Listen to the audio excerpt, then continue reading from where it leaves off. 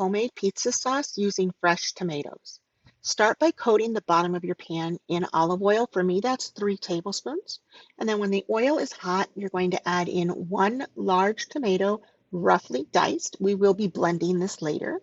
Cook your onions, and then when they are done, add in 1 bulb of garlic. After about 60 seconds of cooking that, we're going to add in tomatoes. I have here 3 pounds. I've chosen to keep the seeds and the skins. You can remove those. 2 teaspoons of oregano, 2 teaspoons of basil, half a teaspoon black pepper, half a teaspoon of salt, and we're going to start cooking this down.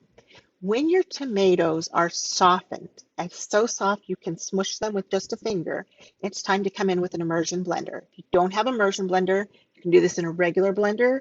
Just be very careful. So we're going to start pulsing it, and then we're going to hit it and let it blend until liquid. After it has reached a liquid state, we need to cook this down. Keep the lid off so the steam can escape, and that's what's going to help reduce this. It will take some time, an hour to 2 hours even, to get this to the thickness you like, and then it's ready to be the base of your favorite homemade pizza.